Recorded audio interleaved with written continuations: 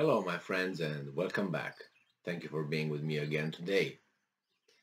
There's some interesting developments with arms supplies for Ukraine, and that comes from the United States. Sometimes or not sometimes, I would claim that most of the time, when in a war, one side is losing or sees and it's available that's true for both sides in this situation. When one side is starting to slip into losing the confrontation, it starts using methods and weapons that are not that kosher, if you know what I mean. And as I said, this is available and this is true for any part of in a war, not only for the Ukrainians here, but for the Russians. And when you run out of supplies, you go to different stock of different kind of weapons. In this case, Ukraine, I think from what I read that it doesn't really have a big range of arms, of weapons, and it's supplied by the Western countries. In this case, United States is thinking of supplying, not thinking, will make a decision about supplying Ukraine with some missiles, long-range missiles. Now, I think that is that's a dangerous and interesting development.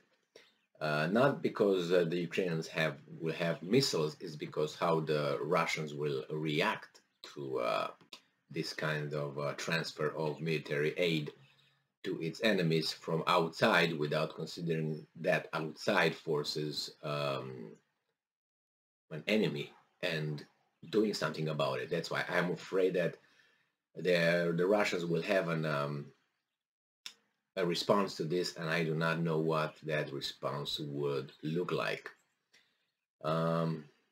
This article comes from the New Voice of Ukraine from today, May 27, 2022. And the title says, U.S. plans to approve Ukraine's request for long-distance rocket systems. And this has been reported by something like CNN. I don't know what CNN is. Do you know CNN? Is it a garbage picking up company or garbage throwing company? I don't know. I can't remember. So according to this CNN, President Joe Biden, administration will likely supply those weapons within the framework of a larger package of security assistance. The move may be announced next week. So next week we'll find out not if that's approved. Most likely we'll find out how many of these systems will be sent. US-made long-distance rocket systems are able to hit targets that are hundreds of kilometers away. Hundreds could be 200, hundreds could be 3,000 hundreds, you know, if you want to think like that. So what exactly, how many? I would like to know how far. All right, feeling a badly needed Ukraine gap. This will likely have a positive impact on battlefield dynamics. Sure it will, I'm pretty sure. Ukrainian military commanders believe. No, they don't believe, they think, because belief is based on, lack of evidence mostly. So I think they know what they're talking about here, or they should. Nowadays, I don't know, look at McMillie and what's his name? Abrams, whatever his name is, the other one. I always have to think of Adams, I think his name. No, it's not. I will remember by the time I'm finishing this. Ukraine has been requesting US-made high mobility artillery rocket system, HIMARS, developed in the 1990s for the US Army in the Middle East. These systems have proven to be successful in combat against decentralized enemies such as radical Islamic organization ISIS. One major advantage of this system is that they are able to shoot different types of rockets. However, the Biden administration was initially reluctant to meet Kiev's request for the system taking into account consideration about how calibrated should the Ukrainian military counteroffensive operations be against the invading Russian forces. So how calibrated should the Ukrainian military counteroffensive operation be against them? All right, John Kirby, a spokesperson, spokesman for the Pentagon, previously said that the U.S. is supplying weapons in amounts that can be operated by Ukraine's armed forces. For instance, if it's necessary to educate drone operators first before they're able to operate the latest generations of drones. The supply of those drones may occur after the training process is completed. According to an earlier report by news agency Reuters, Kiev has been in dialogue with Washington, laying out the risks of military actions on Russian territory. Yeah, that's the idea. Send them those rockets. Now, my sense here is that the Americans have a little bit of reservation in doing so because they don't know if they can train the Ukrainians fast enough. And my sense is that they would like probably to have U.S. military operating those rockets. On the other hand, if those rockets are this is in the 90s. No, I don't know if in 1990s when they were developed. This means they are the latest generation of rockets, which I doubt. Then the Russians already know who they deal with. So I'm guessing their S-400 or S-500s are already, able to counter these systems, which, they are defensive but offensive as well, as Putin put it. He said, well, any defense system could be turned into an offense system. It's just how you send the coordinates and how you change the settings.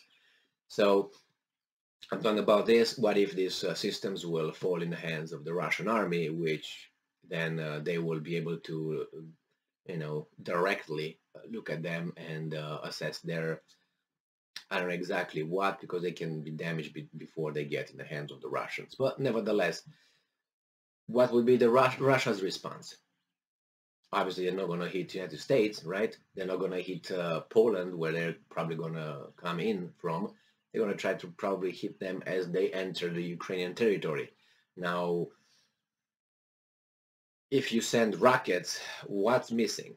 Yesterday I posted a video regarding NATO saying that informally that NATO countries will refrain from sending Ukraine airplanes and tanks. But from what I know is that Germany will send about 15 tanks.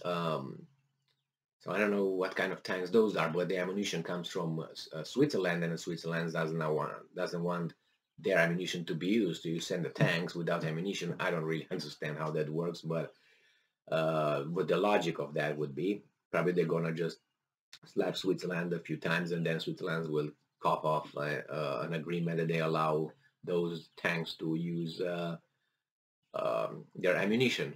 Then I don't know, that's with the globalization. You want globalization, you depend on everybody. You want to use a car, well, the tires are made in China. If the China says no, you don't want to drive your car. If you want to drive a car, oil is made, say it's produced in Saudi Arabia. Saudi Arabia said no, you're not going to drive your car. Now I know the many things are, this is the interconnected economic world that we are supposed to live in all together, are all friendly, which these guys are just, human nature is as it is, and these guys are trying to fight it and try to create a new, like the Soviet man. The same here. They want to create a no globalist man. We all think the same. We all approve this, all approve that. Look at the. I'm gonna go in the new video. I can't remember that guy's names.